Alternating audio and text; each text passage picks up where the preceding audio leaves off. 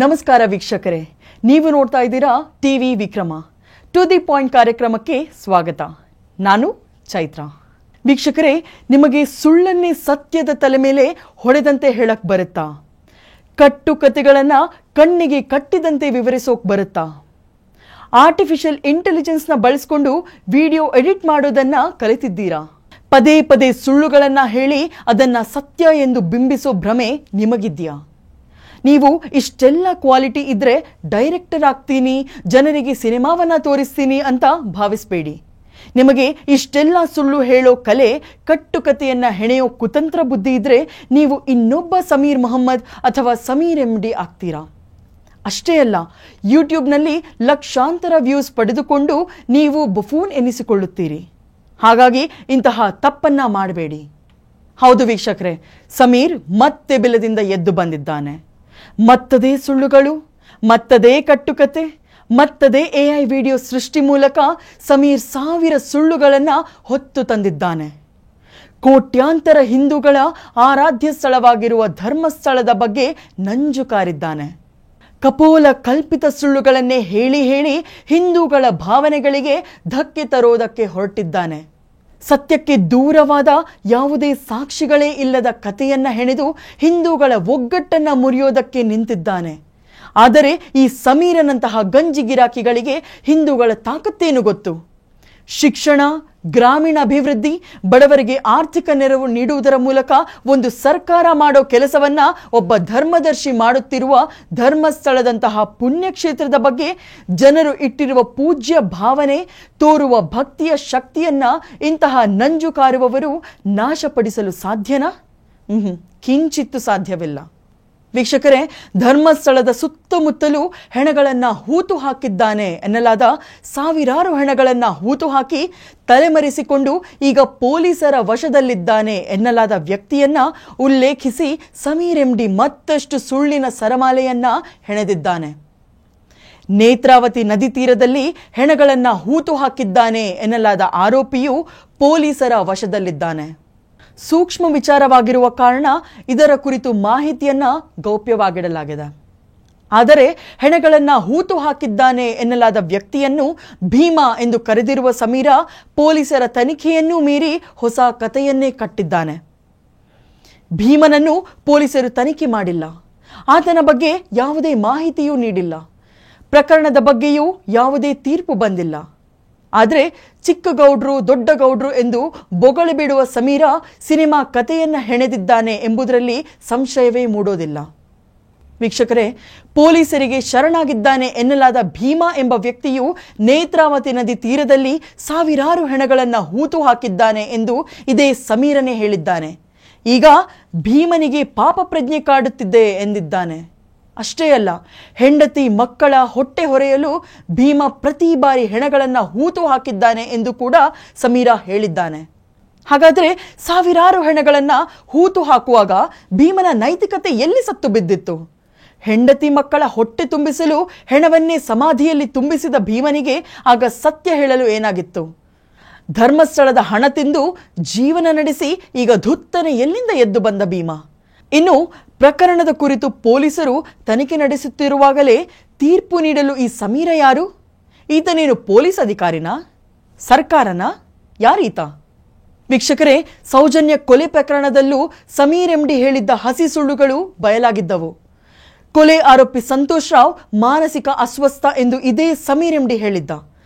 ಆದರೆ ವೈದ್ಯಕೀಯ ಪರೀಕ್ಷೆ ವರದಿ ಪ್ರಕಾರ ಸಂತೋಷ್ ರಾವ್ಗೆ ಮಾನಸಿಕ ಆರೋಗ್ಯ ಸಮಸ್ಯೆ ಇಲ್ಲ ಎಂದು ವೈದ್ಯರೇ ಹೇಳಿರುವುದು ಇದಕ್ಕೆ ಸಾಕ್ಷಿಯಾಗಿದೆ.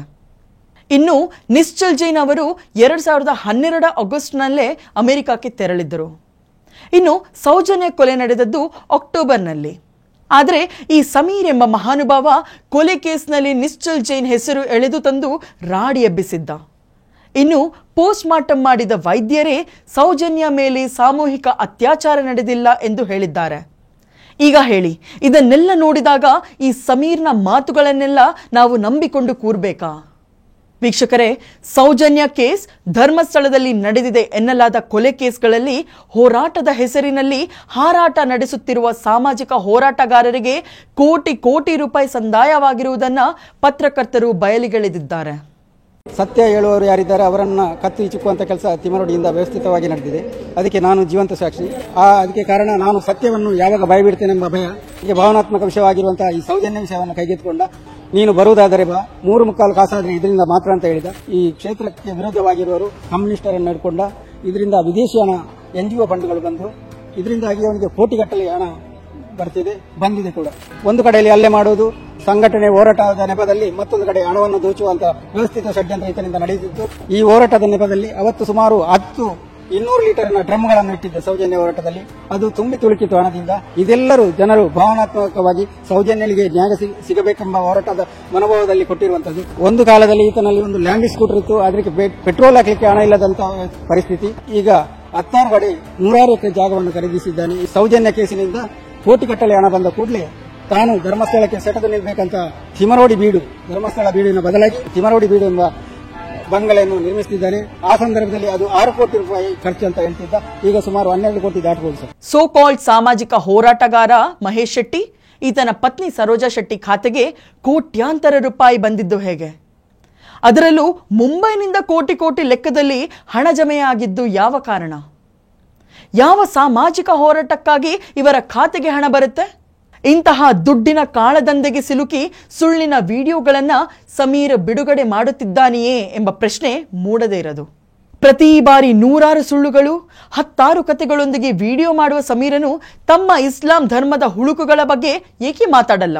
ಶ್ರದ್ಧಾಳನ್ನ ತುಂಡು ತುಂಡಾಗಿ ಕತ್ತರಿಸಿದ ಅಫ್ತಾಬ್ ಅಮೀನ್, ಜಮ್ಮುವಿನ ಡೆಂಟಲ್ ಡಾಕ್ಟರ್ ಸುಮೇಧಾ ಶರ್ಮಾಳನ್ನ ಪ್ರೀತಿಯ ಹೆಸರಲ್ಲಿ ನಂಬಿಸಿ ಕೊಂದ ಜೋಹಾರ್ ಮೊಹಮ್ಮದ್ ಕುರಿತು ಸಮೀರ್ ಏಕೆ ವಿಡಿಯೋ ಮಾಡಲ್ಲ? ಅಷ್ಟೇ ಯಾಕೆ ಊಟಿಯಲ್ಲಿ ನನ್ನ ಇಮ್ರಾನ್ ಎಲ್ಲರಂತಲ್ಲ ಎಂದು ಪ್ರೀತಿಸಿ ಮದುವೆಯಾದ ಹಿಂದೂ ಆಶಿಕಾಳನ್ನು ಕಾಫಿಯಲ್ಲಿ ವಿಷ ಹಾಕಿ ಕೊಂದು ಬಿಟ್ನಲ್ಲ ಅವನ ಕುರಿತು? ಹಾಗೆ ಪ್ರೀತಿಯನ್ನು ನಿರಾಕರಿಸಿದ್ದಕ್ಕಾಗಿ ಮುಂಬೈನಲ್ಲಿ ದಲಿತ ಹೆಣ್ಣು ಮಗುವಾದ ಯಶಸ್ವಿಯನ್ನು ಕೊಚ್ಚಿ ಹಾಕಿದನಲ್ಲ ದಾವೂದ್ ಶೇಖ್, ಇವನ ಬಗ್ಗೆ ಈತನೇಕೆ ಮಾತನಾಡುತ್ತಿಲ್ಲ? ಇನ್ನು ಕರ್ನಾಟಕದಲ್ಲಿ ನೇಹಾಳನ್ನ ಕೊಂದ ಫಯಾಜ್ನ ಮಾನಸಿಕತೆಯ ಬಗ್ಗೆ ಸಮೀರ್ ಏಕೆ ವಿಡಿಯೋ ಮಾಡುತ್ತಿಲ್ಲ? ಹೀಗೆ ಮಾತನಾಡಿದರೆ ಇಸ್ಲಾಮಿಕ್ ಮೂಲಭೂತವಾದಿಗಳು ಸುಮ್ಮನೆ ಬಿಡೋದಿಲ್ಲ ಎಂಬ ಭಯನ? ಫತ್ವಾ ಹೊರಡಿಸುತ್ತಾರೆ ಎಂಬ ಆತಂಕನ? ಹಿಂದೂಗಳ ಆರಾಧ್ಯ ಸ್ಥಳದ ಕುರಿತು ಮಾತನಾಡಿದರೆ ಯಾರೂ ಏನೂ ಮಾಡೋದಿಲ್ಲ ಎಂಬ ಭ್ರಮೆನ?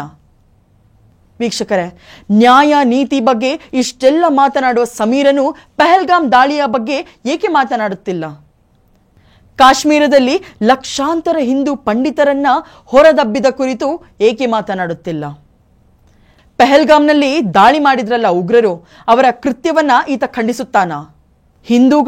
ಹಿಂದೂಗಳ ಆರಾಧ್ಯ ಸ್ಥಳಗಳ ಬಗ್ಗೆ ಮಾತನಾಡುವವನಿಗೆ ಧರ್ಮದ ಹೆಸರಿನಲ್ಲಿ ನರಮೇಧ ಮಾಡುವ ಭಯೋತ್ಪಾದಕರ ಬಗ್ಗೆ ಈತನ ತುಟಿಗಳು ಏಕೆ ಲಾಕ್ ಆಗಿದ್ಯಾ?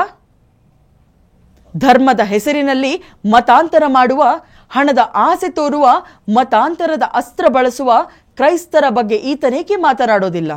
ಚರ್ಚ್ಗಳಲ್ಲಿ ಬಾಲಕಿಯರ ಮೇಲೆ ಅತ್ಯಾಚಾರ ಎಸಗುವ ಕ್ರೈಸ್ತ ಪಾದ್ರಿಗಳ ಬಗ್ಗೆ ಈತನೇಕೆ ತುಟಿ ಬಿಚ್ಚೋದಿಲ್ಲ? ಈ ಎಲ್ಲಾ ಪ್ರಶ್ನೆಗಳಿಗೆ ಉತ್ತರಿಸಲು ಸಮೀರಿಗೆ ತಾಕತ್ತಿದೆಯಾ? ವೀಕ್ಷಕರೇ, ಸಮೀರನು ಖ್ಯಾತಿಯ ಆಸೆಗಾಗಿಯೋ ದುಡ್ಡಿನ ಹಪಾಹಪಿಗಾಗಿಯೋ ಪ್ರತಿ ಬಾರಿ ಹಿಂದೂಗಳ ಒಗ್ಗಟ್ಟನ್ನು ಮುರಿಯಲು ವಿಡಿಯೋವನ್ನ ಮಾಡುತ್ತಿರುತ್ತಾನೆ. ಆಗೆಲ್ಲ ನಮ್ಮ ಸೋ ಕಾಲ್ಡ್ ಬುದ್ಧಿಜೀವಿಗಳು, ಎಡಬಿಡಂಗಿಗಳು ಆತನ ಪರವಾಗಿಯೇ ಮಾತನಾಡುತ್ತಾರೆ. ಖಂಡಿತವಾಗಿಯೂ ಸೌಜನ್ಯಾಳಿಗೆ ಆದ ಅನ್ಯಾಯಕ್ಕೆ ನ್ಯಾಯ ಸಿಗಲೇಬೇಕು, ತಪ್ಪಿತಸ್ಥರಿಗೆ ಶಿಕ್ಷೆಯಾಗಲೇಬೇಕು. ಆದರೆ ಪ್ರತಿ ಬಾರಿ ಧರ್ಮಸ್ಥಳ ಎಂದು ಹಿಂದೂಗಳನ್ನು ಒಡೆಯುವ ಕೆಲಸ ಮಾಡುವುದರಲ್ಲಿ ಷಡ್ಯಂತ್ರ ಇದ್ದೇ ಇರುತ್ತದೆ. ಹಾಗಾಗಿ ಹಿಂದೂಗಳಾದ ನಾವೆಲ್ಲರೂ ಇಂತಹ ಆರೋಪಗಳಿಗೆ ಕಿವಿಗೊಡಬಾರದು. ಧರ್ಮ ಒಡೆಯುವವರು, ಧರ್ಮಾಂಧರು, ಎಡಬಿಡಂಗಿಗಳ ಮಾತುಗಳನ್ನು ನಾವು ನಂಬುತ್ತಲೇ ಹೋದರೆ ಮೊಘಲರು ಮಾಡಿದಂತೆಯೇ ಇವರೂ ಕೂಡ ಮುಂದೊಂದು ದಿನ ಹಿಂದೂ ಧರ್ಮವನ್ನೇ ನಾಶಪಡಿಸಲು ಮುಂದಾಗುತ್ತಾರೆ. ಎಚ್ಚರ. ಟಿವಿ ವಿಕ್ರಮ, ದೇಶ ನಿಮ್ಮ ಕೈಯಲ್ಲಿ. ಈ ಕಾರ್ಯಕ್ರಮ ನಿಮಗೆ ಇಷ್ಟ ಆಗಿದ್ದಲ್ಲಿ ಲೈಕ್, ಶೇರ್ ಹಾಗೂ ಕಮೆಂಟ್ ಮಾಡಿ. ಟಿವಿ ವಿಕ್ರಮದ ಕಾರ್ಯಕ್ರಮಗಳನ್ನು ನಿರಂತರವಾಗಿ ವೀಕ್ಷಿಸಲು ಸಬ್ಸ್ಕ್ರೈಬ್ ಮಾಡಿ, ಬೆಲ್ ಐಕನ್ ಒತ್ತಿ.